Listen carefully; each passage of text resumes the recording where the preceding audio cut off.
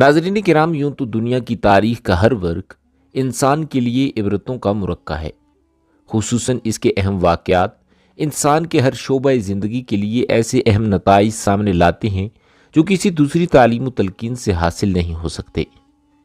حضرت حسین بن علی رضی اللہ تعالیٰ عنہ کا واقعہ شہادت نہ صرف اسلامی تاریخ کا ایک اہم واقعہ ہے بلکہ پوری دنیا کی تاریخ میں بھی اس کو ایک خاص امتیاز حاصل ہے۔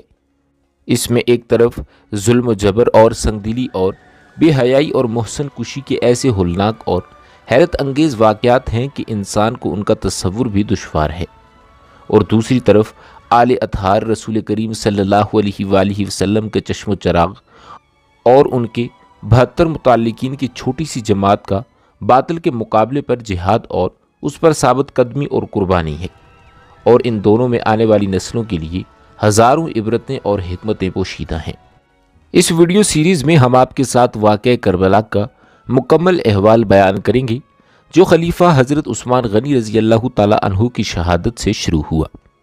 حضرت عثمان غنی رضی اللہ تعالیٰ عنہ کی شہادت سے فتنوں کا ایک غیر منقطع سلسلہ شروع ہو جاتا ہے۔ اس میں منافقین کی سازشیں، بھولے بھالے مسلمانوں کے جذبات سے کھیلنے کے واقعات پیش آتے ہیں اور مسلمانوں کی آپس میں تلواریں چلتی ہیں۔ مسلمان بھی وہ جو خیر الخلائق بعد الانبیاء کہلانے کے مستحق ہیں۔ ناظرین، خلافت کا سلسلہ جب امیر معاویہ رضی اللہ تعالیٰ عنہ پر پہنچتا ہے تو حکومت میں خلافت راشدہ کا وہ مثالی رنگ نہیں رہتا جو خلفائے راشدین کی حکومتوں کو حاصل تھا۔ امیر معاویہ رضی اللہ تعالیٰ عنہ کو مشورہ دیا جاتا ہے کہ زمانہ سخت فتنوں کا ہے، آپ اپنے بعد کے لیے کوئی ایسا انتظام کریں کہ مسلمانوں میں پھر تلوار نہ نکلی اور خلافت اسلامیہ پارا پارا ہونے سے بچ جائے۔ اس کے ساتھ ہی امیر معاویہ رضی اللہ تعالیٰ عنہ کے بیٹے یزید کا نام مابعد کی خلافت کے لیے پیش کیا جاتا ہے۔ کوفہ سے 40 مسلمان آتے ہیں یا پھر بھیجے جاتے ہیں کہ معاویہ رضی اللہ تعالیٰ عنہ سے اس کی درخواست کریں کہ آپ کے بعد آپ کے بیٹے یزید سے زیادہ کوئی قابل اور ملکی سیاست کا ماہر نظر نہیں آتا، اسی لیے بیعت خلافت لے لی جائے۔ حضرت امیر معاویہ رضی اللہ تعالیٰ عنہ کو شروع میں کچھ تعطل بھی ہوتا ہے، اپنے مخصوصین سے مشورہ کرتے ہیں، ان میں اختلاف ہوتا ہے، کوئی موافقت میں رائے دیتا ہے اور کوئی مخالفت میں۔ یزید کا فسق و فجور بھی اس وقت تک نہیں کھلا تھا اور بالآخر بیعت یزید کا ارادہ کر لیا جاتا ہے۔ ناظرین، شام و عراق میں معلوم نہیں کس طرح لوگوں نے یزید کے لیے بیعت کا چرچا کیا اور یہ شہرت دی گئی کہ شام و عراق، کوفہ و بصرہ یزید کی بیعت پر متفق ہو گئے ہیں۔ اب حجاز کی طرف رخ کیا گیا۔ حضرت امیر معاویہ رضی اللہ تعالیٰ عنہ کی طرف سے امیر مکہ و مدینہ کو اس کام کے لیے مامور کیا گیا۔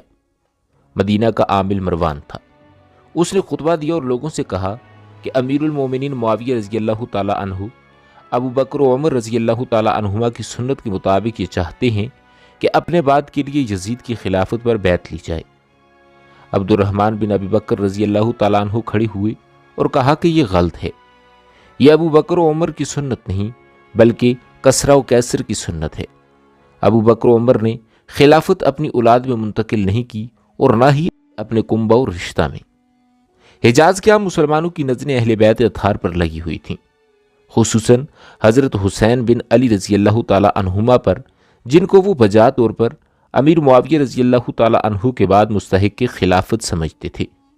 وہ اس میں حضرت حسین، حضرت عبداللہ بن عمر، عبد الرحمن بن ابی بکر، عبداللہ بن زبیر، عبداللہ ابن عباس رضی اللہ تعالیٰ عنہما کی رائے کے منتظر تھے کہ وہ کیا کرتے ہیں۔ ان حضرات کے سامنے اول تو کتاب و سنت کا یہ اصول تھا کہ خلافت اسلامیہ خلافت نبوت ہے، اس میں وراثت کا کچھ کام نہیں کہ باپ کے بعد بیٹا خلیفہ ہو، بلکہ ضروری ہے کہ آزادانہ انتخاب سے خلیفہ کا تقرر کیا جائے۔ دوسری، ان کی نگاہ میں یزید کے ذاتی حالات بھی اس کی اجازت نہ دیتے تھے کہ اس کو تمام ممالک اسلامیہ کا خلیفہ مان لیا جائے۔ ان حضرات نے اس تجویز کی مخالفت کی اور ان میں سے اکثر آخر دم تک مخالفت پر ہی رہے۔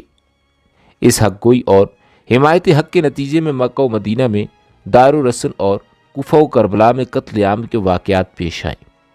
حضرت امیر معاویہ رضی اللہ تعالیٰ عنہ نے خود 51 ہجری میں حجاز کا سفر کیا، مدینہ طیبہ تشریف لائے اور ان سب حضرات سے نرم و گرم گفتگو ہوئی۔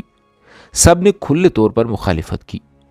حضرت امیر معاویہ سیدہ عائشہ صدیقہ رضی اللہ تعالی عنہا کے پاس تشریف لے گئے اور ان سے یہ شکایت کی کہ یہ حضرات میری مخالفت کرتے ہیں۔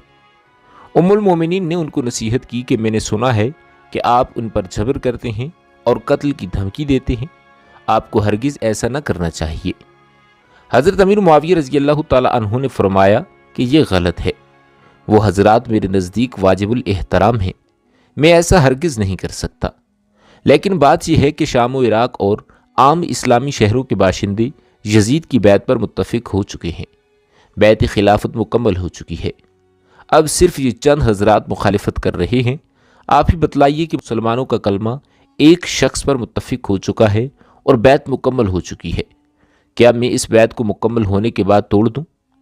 ام المومنین سیدہ عائشہ صدیقہ رضی اللہ تعالی عنہا نے فرمایا کہ یہ تو آپ کی رائے ہے، آپ جانیں، لیکن میں یہ کہتی ہوں کہ ان حضرات پر تشدد نہ کیجیے، احترام کے ساتھ ان سے گفتگو کیجیے۔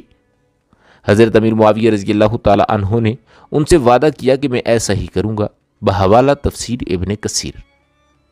حضرت حسین رضی اللہ تعالی عنہ اور عبداللہ بن زبیر حضرت معاویہ رضی اللہ تعالی عنہ کے قیام مدینہ کے زمانے میں یہ محسوس کرتے تھے کہ ہمیں مجبور کیا جائے گا، اس لیے ماں اہل و عیال مکہ مکرمہ پہنچ گئے۔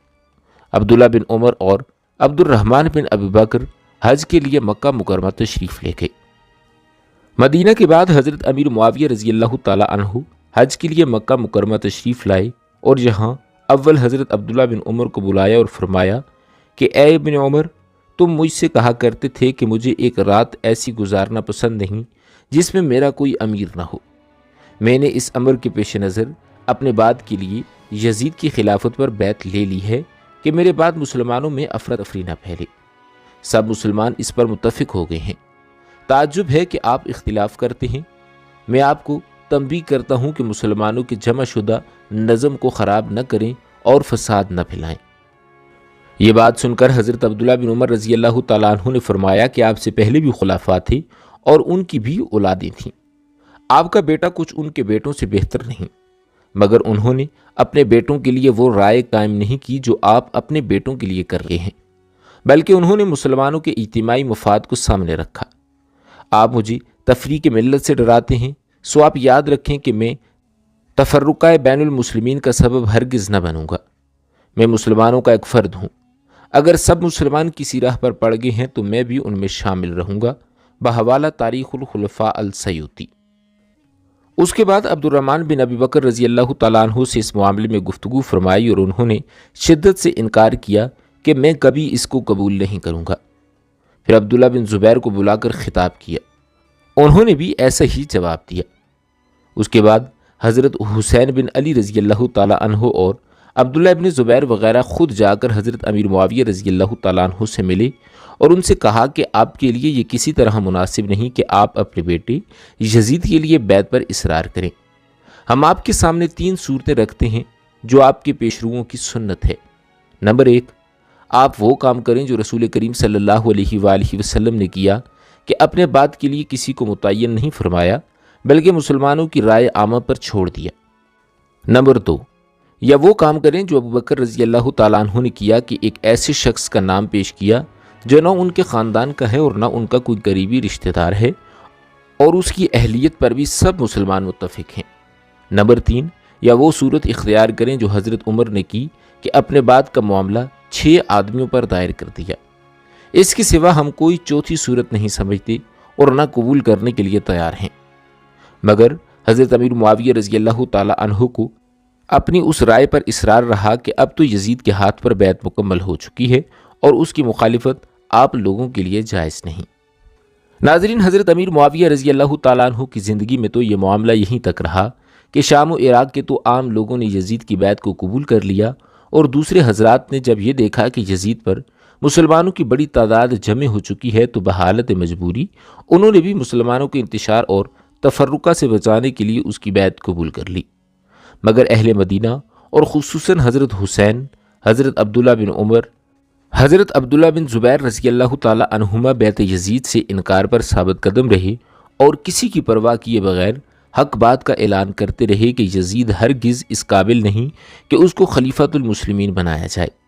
یہاں تک کہ حضرت امیر معاویہ رضی اللہ تعالیٰ عنہ کی وفات ہو گئی اور یزید بن معاویہ نے ان کی جگہ لے لی۔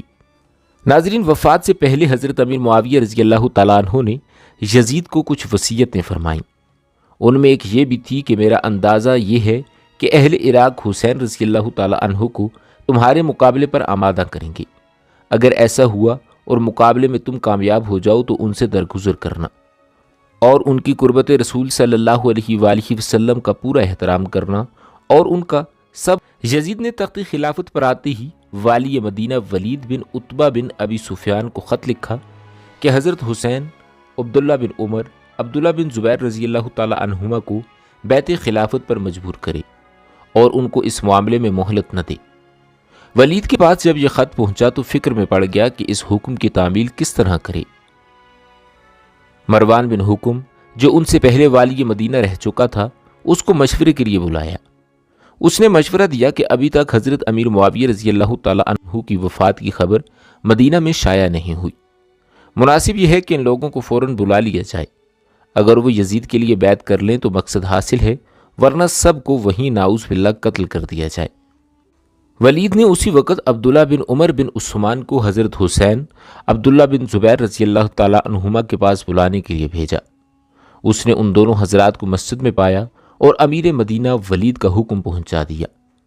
دونوں نے کہا کہ تم جاؤ، ہم آتے ہیں۔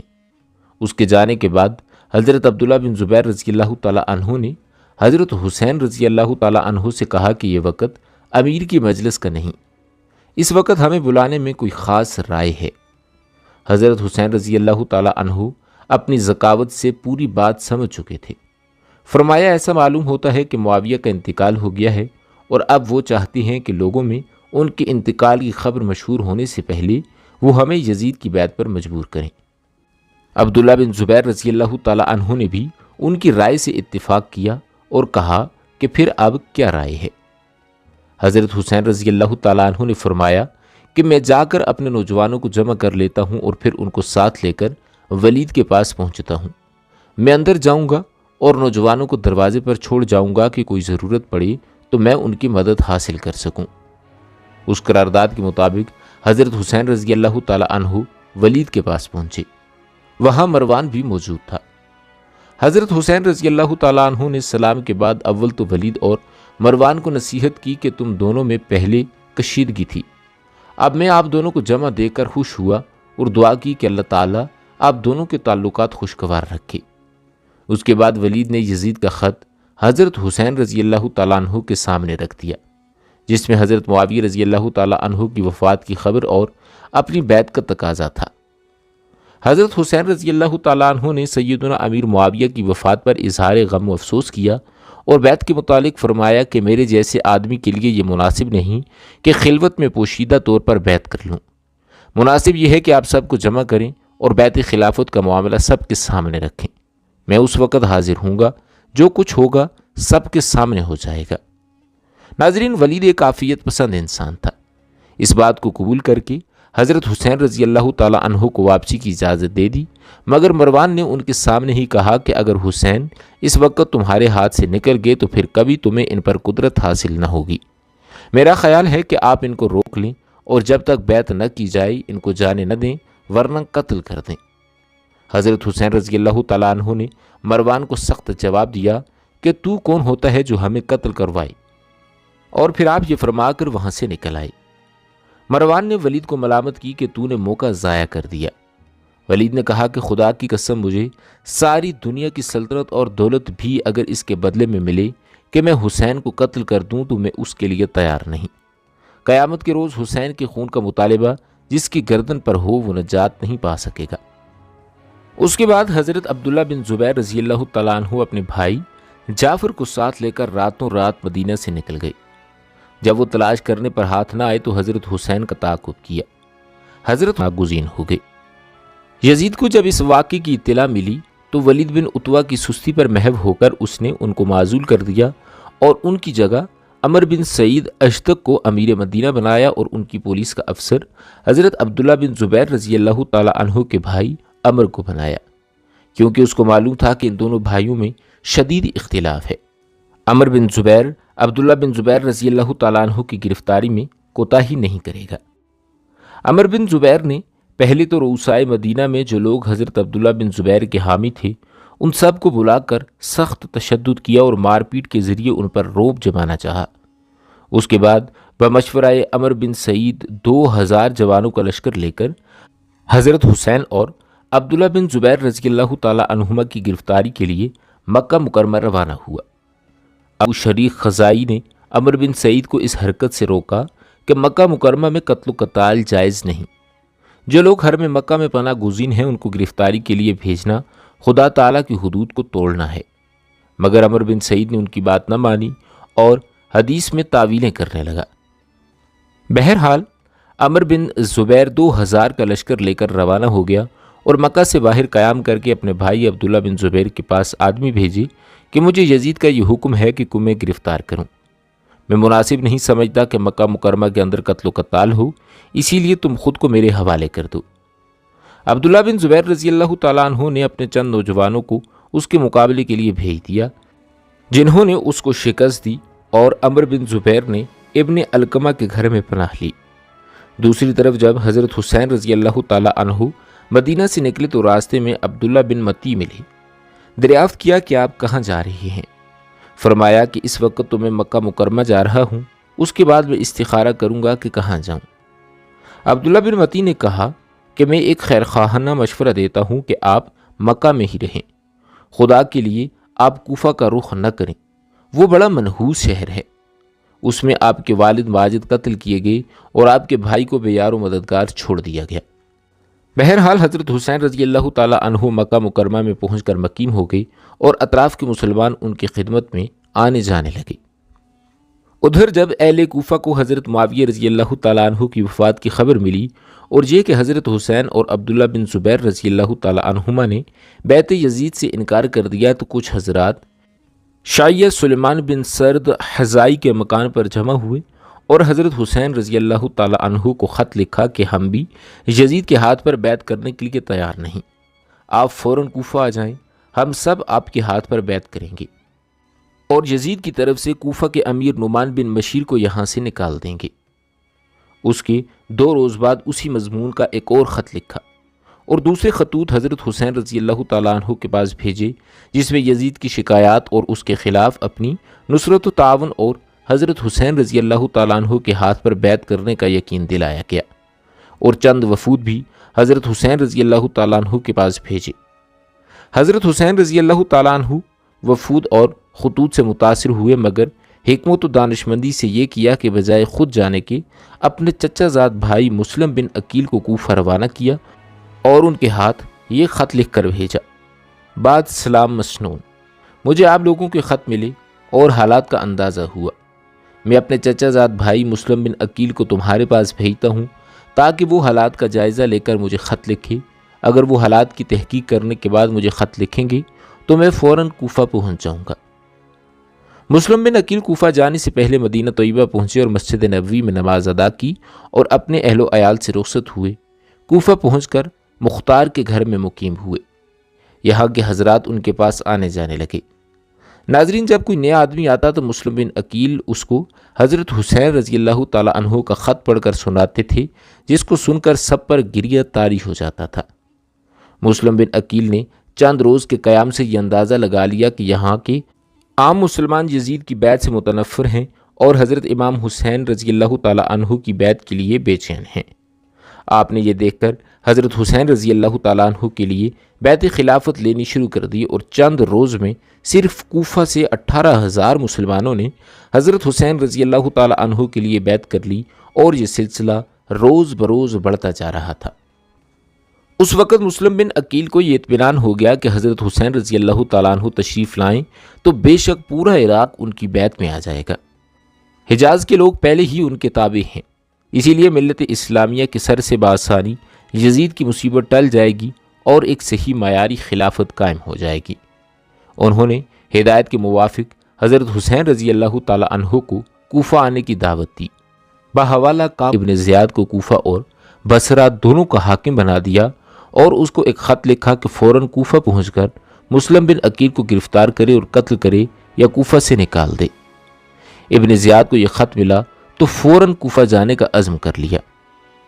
ناظرین، ادھر ایک واقعہ یہ پیش آیا کہ حضرت حسین کا ایک خط اشراف اہل بصرہ کے نام پہنچا، جس کا مضمون یہ تھا کہ آپ لوگ دیکھ رہے ہیں کہ رسول کریم صلی اللہ علیہ وآلہ وسلم کی سنت مٹ رہی ہے اور بدعات پھیلے جا رہی ہیں۔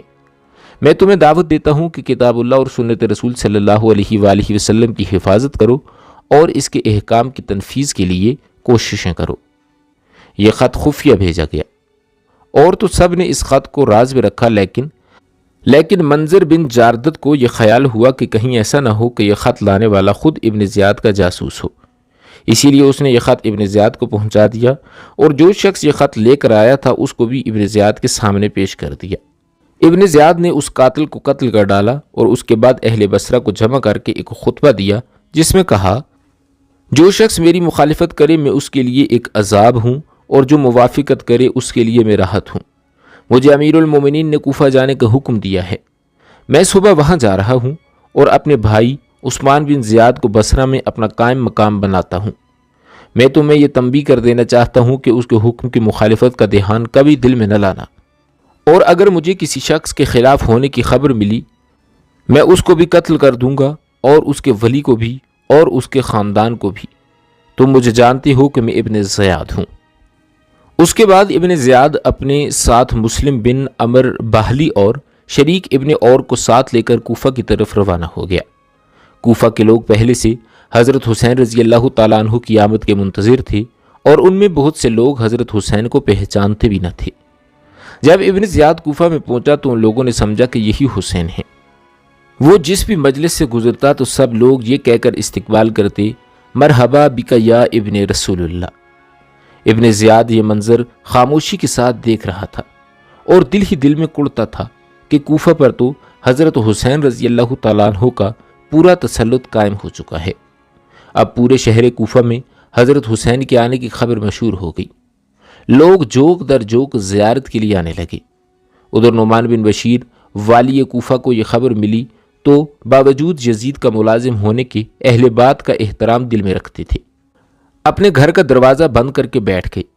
ابن زیاد ان کے دروازے پر پہنچا، لوگوں کا ایک ہجوم اس کو حضرت حسین سمجھ کر ساتھ تھا، جن کا شور و غل اور ہنگامہ نعمان بن بشیر نے اندر سے سنا تو وہیں سے آواز دی کہ جو امانت جانی ولایت کوفہ میرے سپرد ہے وہ میں آپ کے حوالے نہ کروں، اس کے علاوہ میں آپ سے لڑنا نہیں چاہتا۔ ابن زیاد خاموشی کے ساتھ یہ سب مظاہرے اور والی کوفہ کا معاملہ دیکھ رہا تھا۔ اب اس نے دروازے کے قریب پہنچ کر نعمان بن بشیر کو آواز دی کہ دروازہ کھولیں، میں ابن زیاد ہوں، یزید کی طرف سے مامور ہو کر آیا ہوں۔ اس وقت دروازہ کھولا گیا اور اندر جانے کے بعد پھر بند کر لیا گیا۔ اگلے روز صبح ہی ابن زیاد نے اہل کوفہ کو جمع کر کے ایک تقریر کی جس میں کہا کہ امیر المومنین نے مجھے تمہارے شہر کا حاکم بنایا ہے اور یہ حکم دیا ہے کہ تم میں سے جو شخص مظلوم ہو اس کے ساتھ انصاف کیا جائے اور جو اپنے حق سے محروم کر دیا گیا ہے اس کو اس کا پورا حق دیا جائے، اور جو شخص اطاعت اور فرمانبرداری کرے اس کے ساتھ اچھا سلوک کیا جائے، اور جو سرکشی اور نافرمانی کرے یا جس کی حالت اس معاملے میں متشبہ ہو اس پر تشدد کیا جائے۔ خوب سمجھ لو کہ میں امیر المومنین کا تابع فرمان رہ کر ان کے احکام کو ضرور نافذ کروں گا۔ میں نیک چلن لوگوں کے لیے مہربان باپ اور اطاعت کرنے والوں کے لیے حقیقی بھائی ہوں، اور میرا کوڑا اور میری تلوار صرف ان لوگوں کے لیے ہے جو میری اطاعت سے بغاوت کریں اور میرے احکام کی مخالفت کریں۔ اب آپ لوگ اپنی جانوں پر رحم کھائیں اور بغاوت سے باز آ جائیں۔ اس کے بعد شہر کے تمام عرفاء، نمائندوں اور لیڈروں کو خطاب کر کے حکم دیا کہ تمہارے شہر میں جتنے آدمی باہر کے پردیسی ٹھہرے ہوئے ہیں یا یزید کے مخالف ہیں ان سب کی تفصیلات فوراً میرے پاس پہنچا دو۔ جو شخص ایسے لوگوں کو رپورٹ ہمیں دے گا وہ بری سمجھا جائے گا، اور جو نہ دے گا وہ اپنے پورے حلقہ اثر کا ضامن و ذمہ دار ہوگا کہ اس میں کوئی شخص بھی ہماری مخالفت نہ کرے گا، اور جو ایسا نہ کرے گا اس سے ہماری ذمہ بری ہے، ہم اس کو قتل کر دیں گے۔ اور جس شخص کے حلقہ اثر میں خلیفہ وقت یزید کا کوئی مخالف پایا جائے گا اس کو اسی کے دروازے پر سولی پر چڑھا دیا جائے گا اور اس کا حق نمائندگی سلب کر لیا جائے گا۔ ناظرین، ادھر مسلم بن عقیل جو مختار ابن ابی عبید کے گھر پر مقیم تھے اور حضرت حسین رضی اللہ تعالی عنہ کے لیے بیعت خلافت لے رہے تھے، ان کو جب ابن زیاد کی اس تقریر کا علم ہوا تو یہ خطرہ ہوا کہ اب ان کی مخبری کر دی جائے گی، اسی لیے مختار کا گھر چھوڑ کر ہانی ابن عروہ مرادی کے مکان پر گئی۔ دروازے پر پہنچ کر ہانی ابن عروہ کو بلایا۔ وہ باہر آئے اور مسلم بن عقیل کو اپنے دروازے پر دیکھ کر پریشان ہو گئے۔ مسلم نے کہا کہ میں تمہارے پاس پناہ لینے کے لیے آیا ہوں۔ ہانی بن عروہ نے جواب دیا کہ آپ مجھ پر بڑی مصیبت ڈال رہے ہیں، اور اگر آپ میرے گھر کے اندر نہ آگے ہوتے تو میں یہی پسند کرتا کہ آپ لوٹ جائیں، مگر اب کہ اب آپ داخل ہو چکے ہیں میں اپنی ذمہ داری محسوس کرتا ہوں۔ اچھا آ جائیے۔ مسلم بن عقیل ان کے مکان میں روپوش ہو گئے اور کوفہ کے مسلمان ان کی خدمت میں خفیہ آتے جاتے رہے۔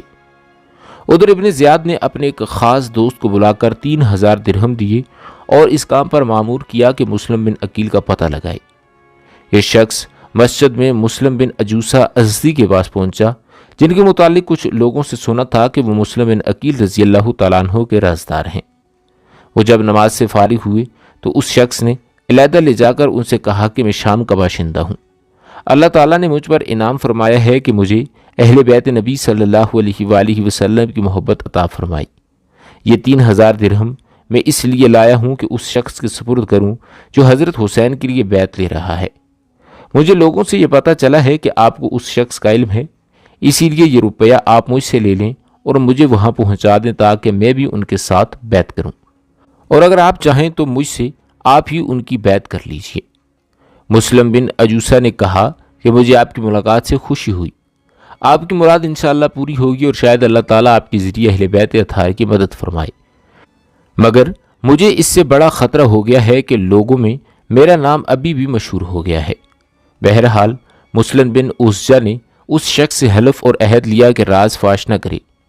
یہ شخص چند روز تک ان کے پاس انتظار میں آتا جاتا رہا کہ وہ اس کو مسلم بن عقیل سے ملا دیں گے۔ اتفاقاً ہانی بن عروہ جن کے گھر میں مسلم بن عقیل روپوش تھے بیمار ہو گئے۔ ابن زیاد بیماری کی خبر پا کر عیادت کے لیے ان کے گھر پہنچا۔ اس وقت عمارہ بن عبدی سلولہ نے ان سے کہا کہ یہ موقع غنیمت ہے، اس وقت دشمن ابن زیاد تمہارے قابو میں ہے، قتل کر دو۔ ہانی ابن عروہ نے کہا کہ شرافت کے خلاف ہے کہ میں اس کو اپنے گھر میں قتل کروں۔ یہ موقع نکل گیا، مگر اتفاقاً ایسا ہی ایک اور موقع پیش آیا کہ شریک ابن عاور جو کہ ابن زیاد کے ساتھ کوفہ میں آیا تھا مگر اہل بیت سے محبت رکھنے کے سبب ابن زیاد سے جدا ہو کر ہانی بن عروہ کا مہمان اور ہمراز ہو گیا تھا۔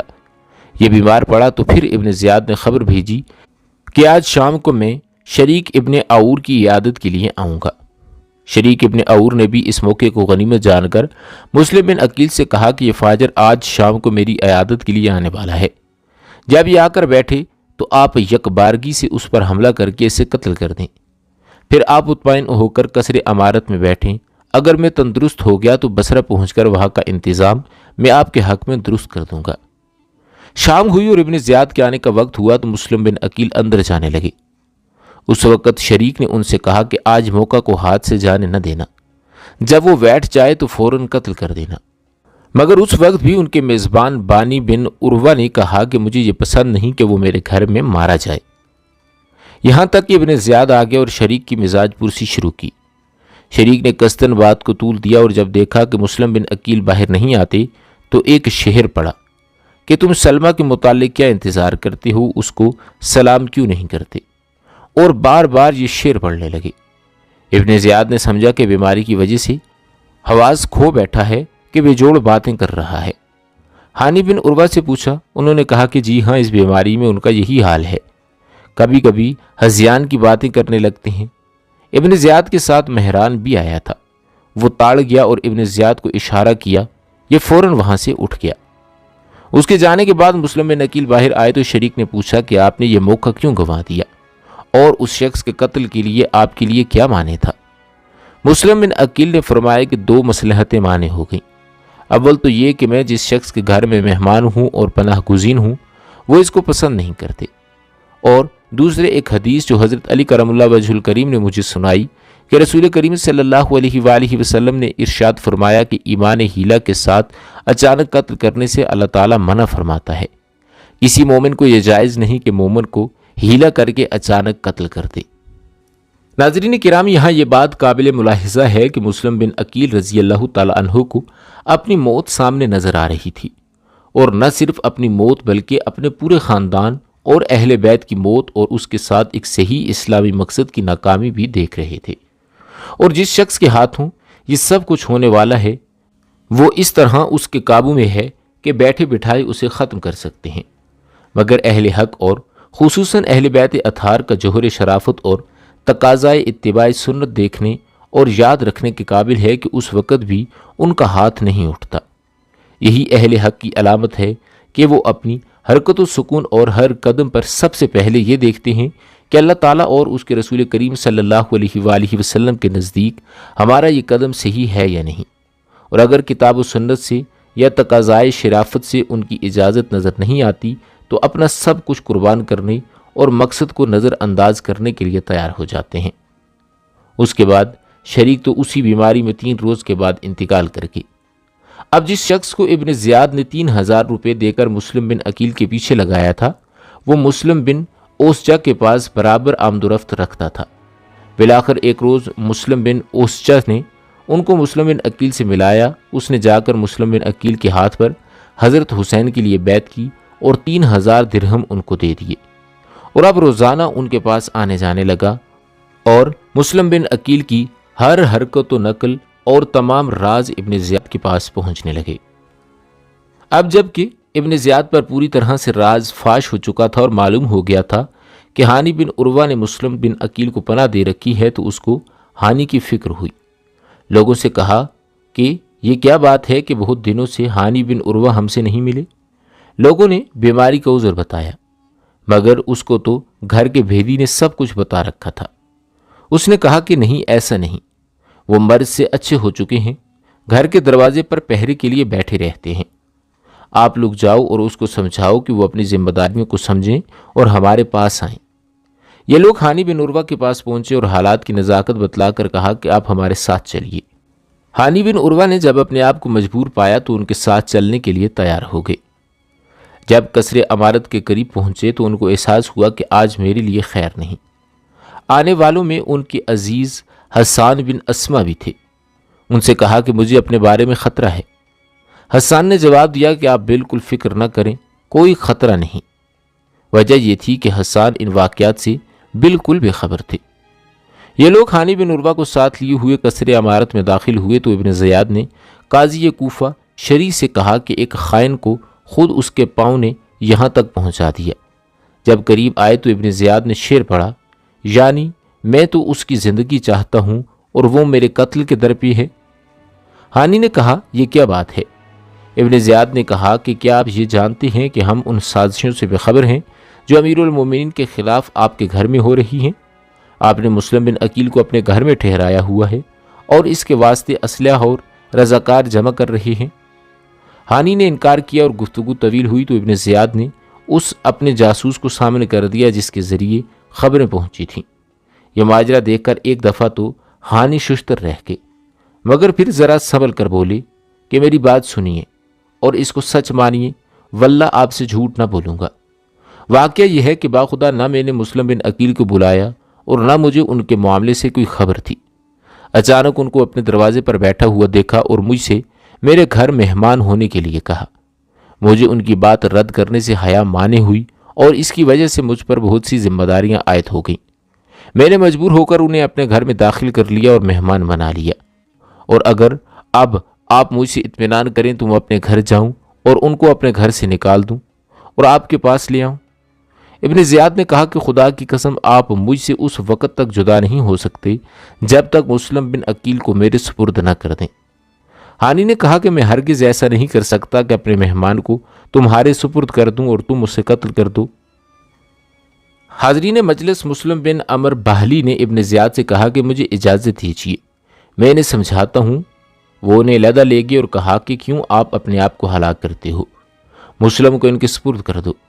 یہ لوگ سب آپس میں بھائی بھائی ہیں، ایک دوسرے سے نمٹ لیں گے، قتل نہ کریں گے۔ اور اسما بن خارجہ جو ہانی کو گھر سے بلا کر لائے تھے اور ان کو اطمینان دلایا تھا کہ آپ کوئی فکر نہ کریں، وہ اس وقت کھڑے ہوئے اور سختی سے ابن زیاد کو کہا کہ اے غدار، تو نے ہمیں ایک ایسے شخص کو لانے کے لیے کہا، جب ہم اسے لے کر آئے تو تو نے ان کا یہ حال کر دیا۔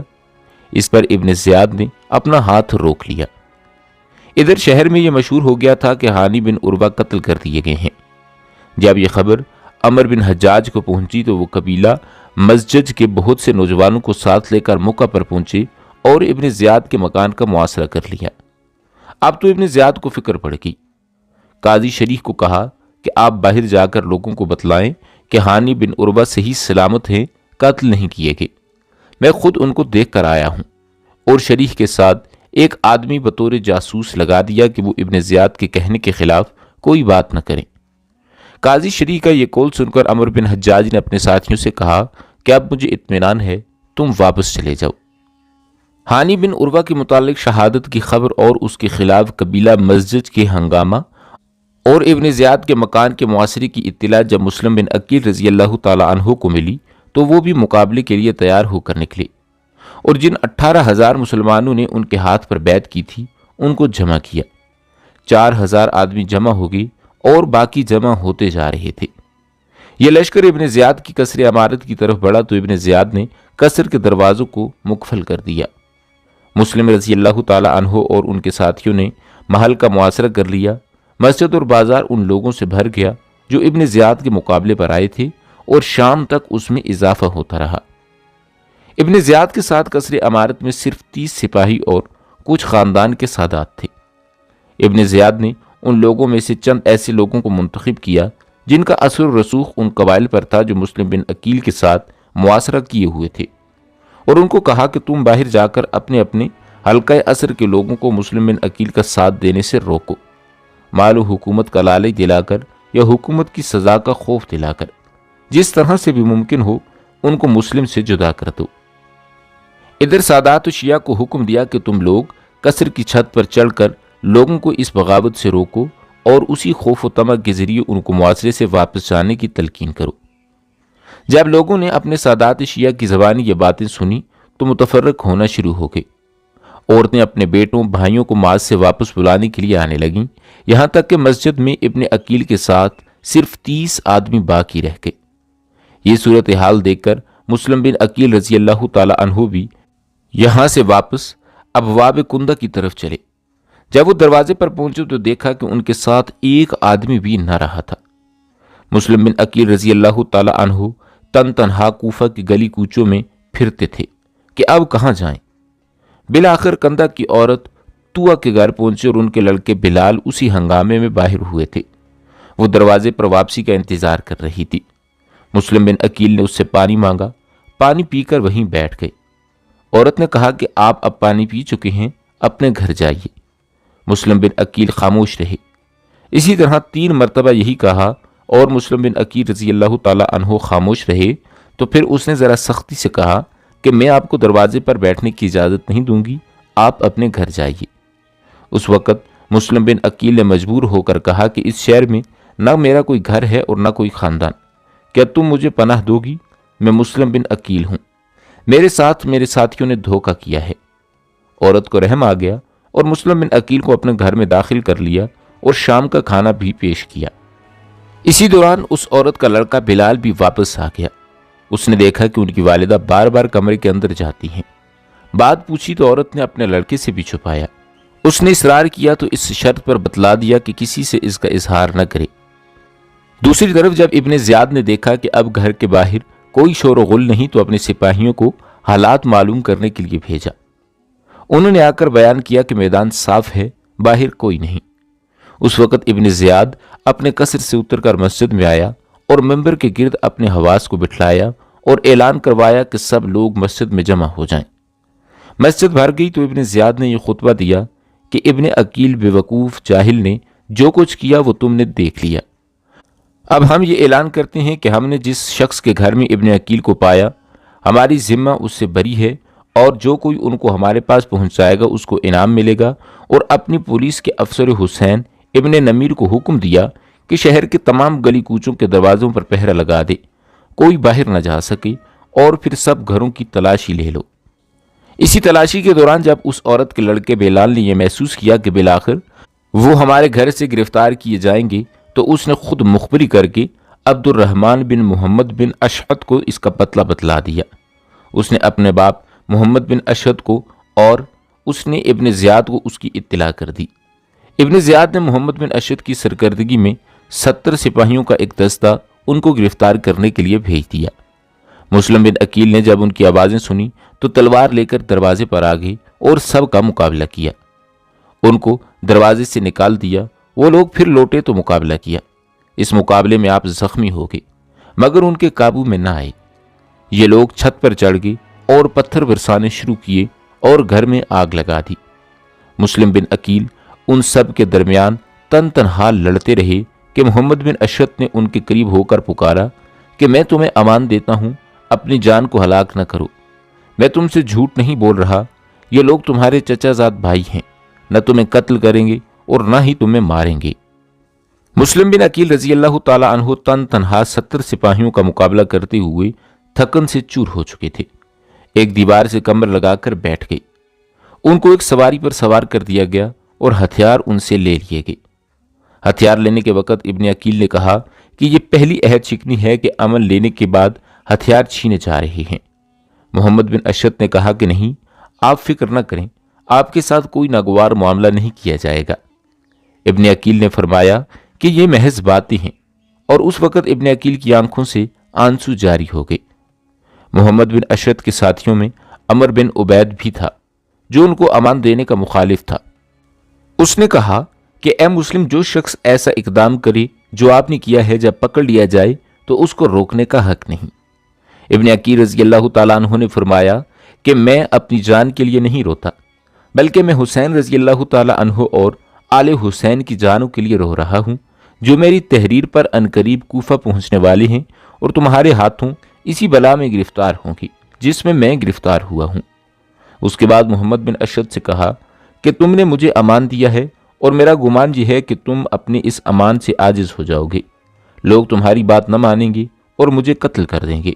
تو اب کم از کم تم میری ایک بات مان لو، اور وہ یہ ہے کہ ایک آدمی حضرت حسین کے پاس فوراً بھیجو جو ان کو میرے حال کی اطلاع کر دے، تاکہ حضرت حسین رضی اللہ تعالیٰ عنہ اپنے اہل بیت کے ساتھ وہیں سے واپس لوٹ جائیں، کوفہ والوں کے خطوط سے دھوکہ نہ کھائیں، اور یہ وہی لوگ ہیں جن کی بے وفائی سے گھبرا کر آپ کے والد اپنی موت کی تمنا کیا کرتے تھے۔ محمد بن اشعث نے حلف کے ساتھ اس کا وعدہ کیا کہ میں ایسا ہی کروں گا۔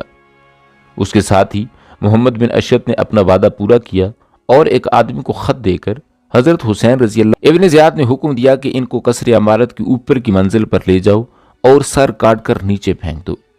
مسلم بن عقیل رضی اللہ تعالیٰ عنہ اوپر لے جائے گے۔ وہ تسبیح و استغفار پڑھتے ہوئے اوپر پہنچے اور ابن زیاد کے حکم کے مطابق ان کو شہید کر کے نیچے پھینک دیا گیا۔ انا للہ و انا الیہ راجعون۔ ناظرین، مسلم بن عقیل رضی اللہ تعالیٰ عنہ کو قتل کرنے کے بعد ہانی بن عروہ کے قتل کا فیصلہ کیا اور ان کو بازار میں لے جا کر قتل کر دیا گیا۔ ابن زیاد نے ان دونوں حضرات کے سر کاٹ کر یزید کے پاس بھیج دیے۔ یزید نے شکریہ کا خط لکھا اور ساتھ یہ بھی لکھا کہ مجھے یہ خبر ملی ہے کہ حسین رضی اللہ تعالیٰ عنہ عراق کے قریب پہنچ چکے ہیں، اسی لیے جاسوس اور خفیہ رپورٹر پورے شہر میں پھیلا دو، اور جس پر ذرا بھی حسین رضی اللہ تعالیٰ عنہ کی تائید کا شبہ ہو اس کو قید کر لو، اور ہر اس شخص کو قتل کر دو جو حضرت حسین رضی اللہ تعالیٰ عنہ کی تائید کرے گا۔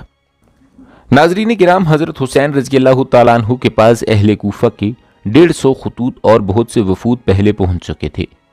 پھر مسلم بن عقیل رضی اللہ تعالیٰ عنہ نے یہاں کے 18,000 مسلمانوں کی بیعت کی خبر کے ساتھ ان کو کوفہ کے لیے دعوت دے دی، تو حضرت حسین نے کوفہ کا عزم کر لیا۔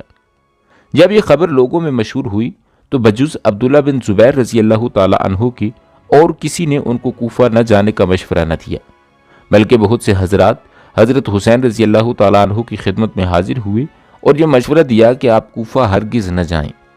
اہل عراق کو کوفہ کے وعدوں پر اور بیعتوں پر بھروسہ نہ کریں، وہاں جانے میں آپ کے لیے بہت بڑا خطرہ ہے۔ عمر بن عبد الرحمن حاضر ہوئے اور عرض کیا کہ آپ ایسے شہر میں جا رہے ہیں جہاں یزید کے احکام موجود ہیں، ان کے پاس بیت المال موجود ہے اور لوگ عام طور پر درم و دینار کے پرستار ہیں۔ مجھے خطرہ ہے کہ کہیں وہی لوگ آپ کے مقابلے پر نہ آ جائیں جنہوں نے آپ سے وعدے کیے تھے اور آپ کو بلایا تھا، اور جن کے قلوب میں بلا شبہ آپ زیادہ محبوب ہیں بنسبت ان لوگوں کی جن کے ساتھ ہو کر وہ آپ سے مقابلہ کریں گے۔ حضرت حسین رضی اللہ تعالیٰ عنہ نے شکریہ کے ساتھ ان کی نصیحت کو سنا اور فرمایا کہ میں آپ کی رائے کا ضرور خیال رکھوں گا۔ ابن عباس رضی اللہ تعالیٰ عنہ کو جب حضرت حسین رضی اللہ تعالیٰ عنہ کی اس ارادے کی اطلاع ہوئی تو تشریف لائے اور فرمایا کہ میں یہ خبریں سن رہا ہوں، ان کی کیا حقیقت ہے، آپ کا کیا ارادہ ہے؟ حضرت حسین رضی اللہ تعالیٰ عنہ نے فرمایا کہ ہاں، میں ارادہ کر چکا ہوں اور آج کل میں جانے والا ہوں انشاءاللہ۔ ابن عباس رضی اللہ تعالیٰ عنہ نے فرمایا کہ بھائی، میں اس سے آپ کو خدا کی پناہ دیتا ہوں، خدا کے لیے آپ مجھے یہ بتلائیں کہ آپ کسی ایسی قوم کے لیے جا رہے ہیں جنہوں نے اپنے اوپر مسلط ہونے والے امیر کو قتل کر دیا ہے، اور وہ لوگ اپنے شہر پر قابض ہو چکے ہیں اور اپنے دشمن کو نکال چکے ہیں، تو بے شک آپ کو ان کے بلانے پر فوراً چلے جانا چاہیے۔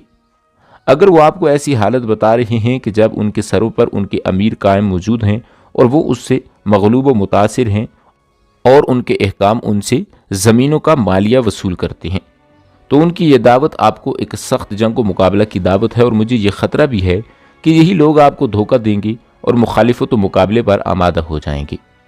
حضرت حسین رضی اللہ تعالیٰ عنہ نے اس کے جواب میں فرمایا، اچھا، میں اللہ تعالیٰ سے استخارہ کرتا ہوں، پھر جو کچھ سمجھ آئے گا عمل کروں گا۔ دوسرے روز ابن عباس رضی اللہ تعالیٰ عنہ پھر تشریف لائے اور فرمایا کہ میرے بھائی، میں صبر کرنا چاہتا ہوں مگر صبر نہیں آتا، مجھے آپ کے اس اقدام سے آپ کی اور آپ کے اہل بیت کی ہلاکت کا شدید خطرہ ہے۔ اہل عراق عہد شکن اور بے وفا لوگ ہیں، آپ ان کے پاس نہ جائیں، آپ اسی شہر مکہ میں اقامت کریں۔ آپ اہل حجاز کے مسلم رہنما و سردار ہیں، اور اگر اہل عراق آپ سے مزید تقاضا کریں تو آپ ان کو یہ لکھیں کہ پہلے امیر و احکام کو اپنے شہر سے نکال دو، پھر مجھے بلاؤ تو میں آ جاؤں گا۔ اگر آپ کو یہاں سے جانا ہی ہے تو آپ یمن چلے جائیں کہ وہاں آپ بہت سے محفوظ قلعے اور پہاڑیاں ہیں اور طویل و عریض خطہ ہے، وہاں آپ کے والد کے ماننے والے بھی بکثرت موجود ہیں، اور اس طرح آپ لوگوں کے ہنگاموں سے بھی محفوظ رہیں گے۔ حضرت حسین رضی اللہ تعالیٰ عنہ نے فرمایا کہ ابن عباس، میں جانتا ہوں کہ آپ میرے لیے فکر مند ہیں، مگر میں اب عزم کر چکا ہوں، اس کو اب رد کرنے کے لیے طبیعت میری آمادہ نہیں ہو رہی۔ ابن عباس رضی اللہ تعالیٰ عنہ نے فرمایا کہ میرے بھائی، اگر آپ جانا طے ہی کر چکے ہیں تو خدا کے لیے اپنی عورتوں اور بچوں کو ساتھ نہ لے جائیں، کیونکہ مجھے خوف ہے کہ کہیں آپ اسی طرح اپنی